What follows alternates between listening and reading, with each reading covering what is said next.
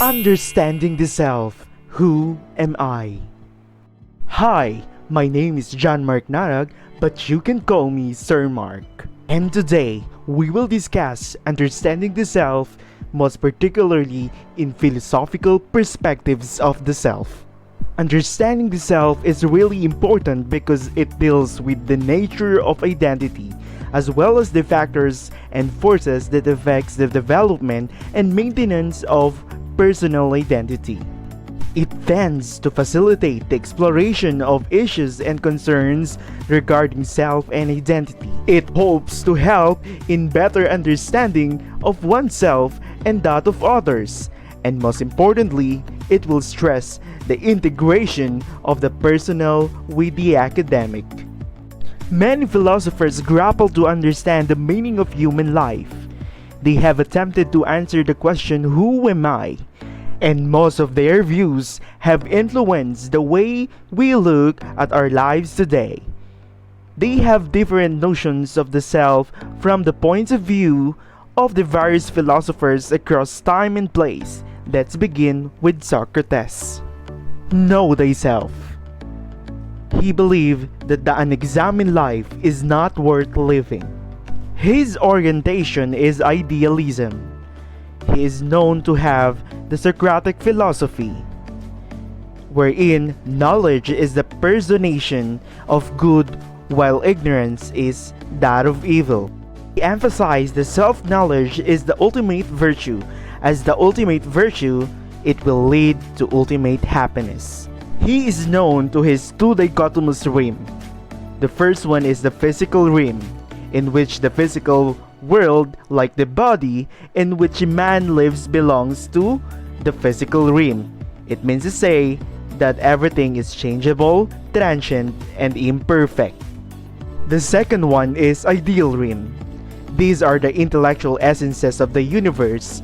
For example, the concepts such as truth, goodness, and beauty. It means to say that this is unchanging, eternal, and immortal. The next philosopher is Plato, who believed that self is an immortal soul. His orientation is all about idealism, in which his philosophy is dualism and idealism. In this, moral virtue is rooted in the intellect and leads to happiness.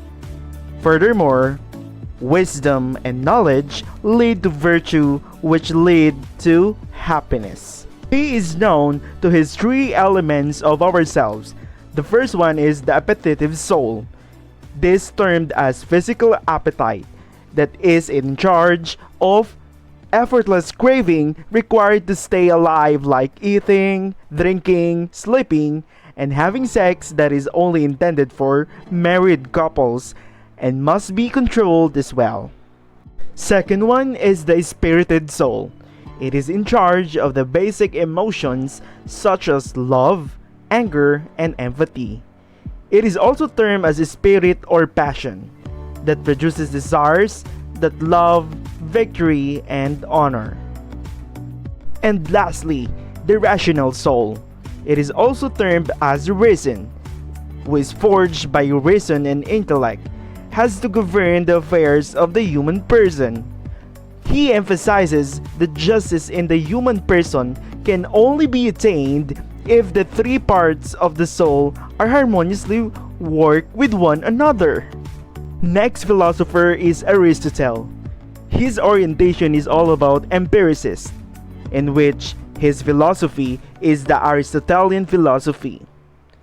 His description of this is that ideal is found inside phenomena and the universals inside the particulars. It means to say that ideals are essence and phenomena is matter, in which matter and essence need each other. The next philosopher is Saint Augustine, who believed that you have made us for yourself, O Lord, and our heart is restless until it finds rest in you. He also believed that self has an immortal soul.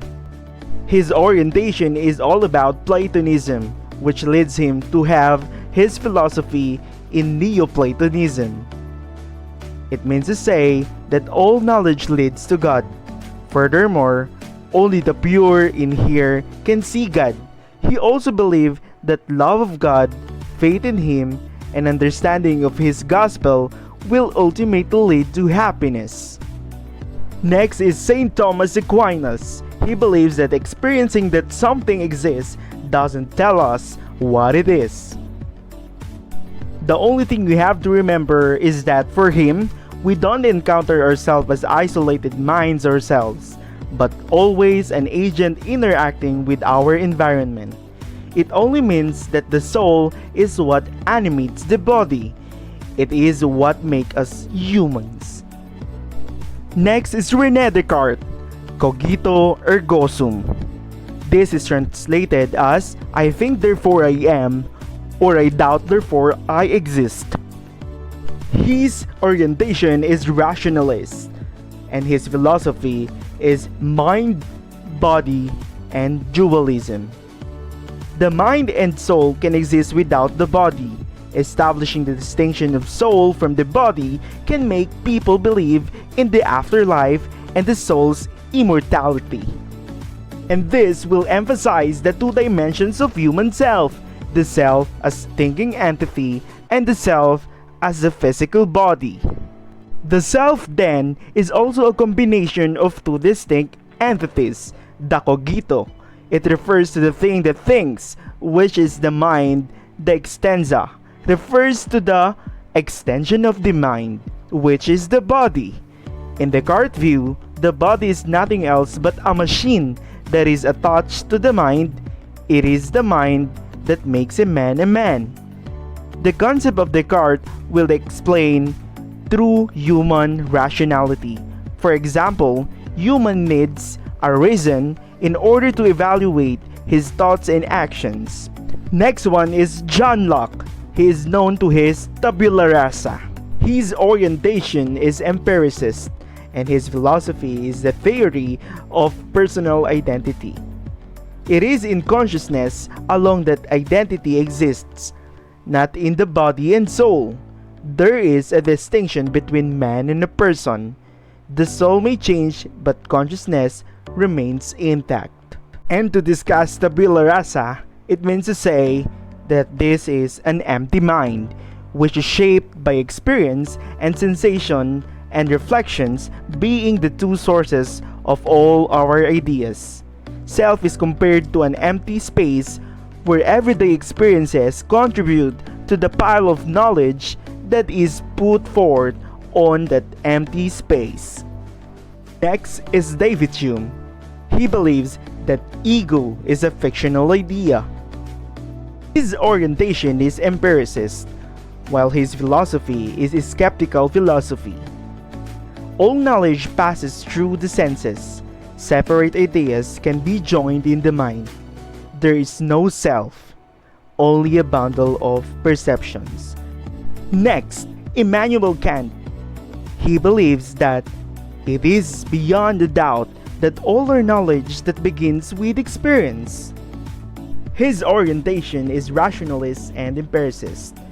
His philosophy is metaphysics of the self, wherein reason is the final authority of morality. There is inner self and outer self. The inner self includes rational reasoning and psychological state. The outer self includes the body and physical mind where representation occurs. Next one is Sigmund Freud. He believes that early childhood experiences that create high levels of anxiety are repressed into unconscious, where they may influence behavior, emotions, and attitudes for years. He emphasizes the three structures of the mind: the id, ego, and superego. Id. These are the pleasure principle. It contains our basic instincts, raw and savage part of the personality. It means to say that these are our selfish acts and selfish motives. Ego. This is governed by the reality principle. This is responsible for reconciling the unrealistic demands of the id and superego.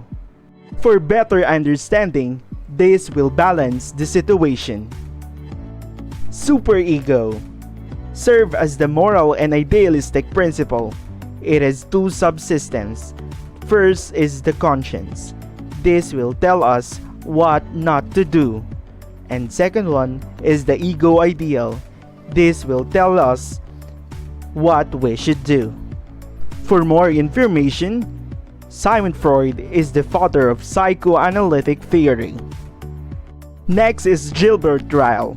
His orientation is empiricist. His philosophy is the concept of the mind. I act, therefore I am. The mind is not the seat of the self. It is not a separate parallel thing to our physical body.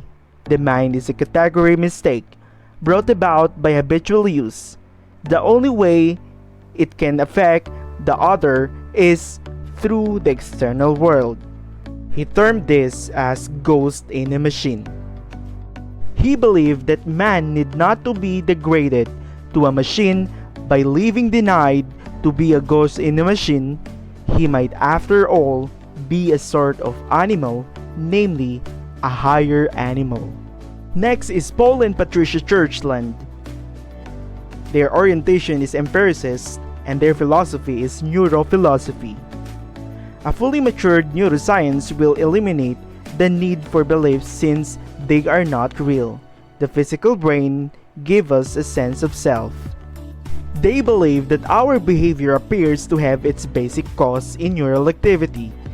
They promoted a position called eliminative materialism, which bring forth neuroscience into the fore of understanding the self.